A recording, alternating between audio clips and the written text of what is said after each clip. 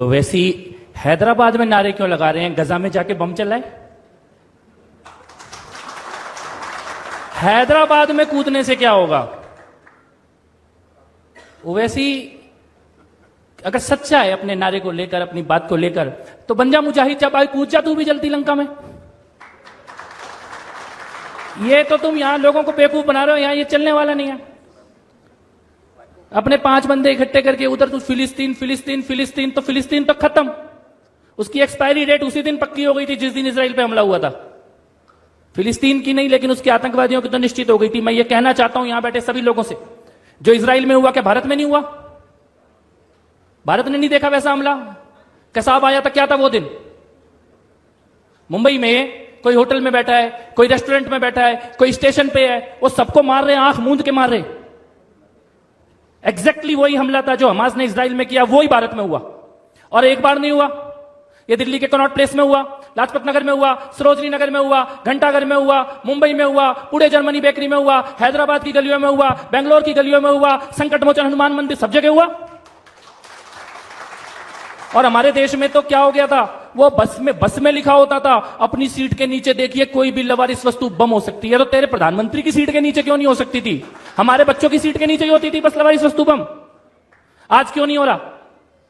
वही सेना, वही पुलिस, वही एजेंसी, वही रॉ, वही गुप्तचर, वही सारा सिस्टम है, खाली एक नेतृत्व बदल गया। आज करके दिखा दे कोई दिल्ली में, मुंबई में, पुणे में। यह राष्ट्रवाद है। और मैं ये कहना चाहता हूं कि कोई गलतफहमी में मत रहना कि जो इजराइल में हुआ वो पहली बार हुआ या आखिरी बार हुआ। जिस दिन अयोध्या में, मथुरा में, काशी में मंदिर गिराए गए होंगे ना, उस दिन अयोध्या, मथुरा, काशी की गलियों ने वही आतंक देखा होगा जो इजराइल ने देखा था। आज से 100 साल पहले मोपला में, केरला में, तुर्की के खलीफा के नाम पे 10,000 लोगों को मार दिया गया। उस दिन केरला की गलियों ने वही आतंक देखा जो इजराइल ने देखा था। डायरेक्ट एक्शन डे के दिन कोलकाता की गलियों ने वही आतंक देखा जो इजराइल ने देखा था। और 89-90 में कश्मीरी पंडितों ने वही आतंक देखा जो इजराइल ने देखा है। कोई यहां पे बैठ के अगर हमास के या फिलिस्तीन के साथ खड़ा हो रहा है ना, वो हमास या फिलिस्तीन के साथ खड़ा नहीं हो रहा, वो तुम्हें मारने और काटने वालों के साथ खड़ा हो रहा है। और ये बता रहा है कि जिस दिन तुम्हें मारा जाएगा उस दिन वो कहां खड़े होंगे।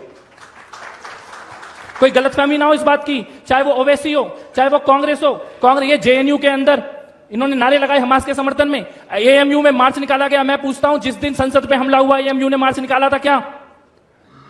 जिस दिन दिल्ली में बम ब्लास्ट हुए एएमयू में मार्च निकला था क्या? जेएनयू में मार्च निकला था क्या? कांग्रेस पार्टी ने कुर्ते फाड़े थे क्या?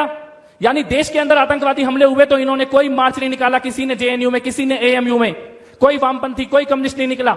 लेकिन वो गजा में, वो फिलिस्तीन में आता इजराइल बदला ले रहा है तो तुम्हारे कुर्ते फट रहे हैं। किसके सगे हो? किसके सगे हो? किसके साथ खड़े हो?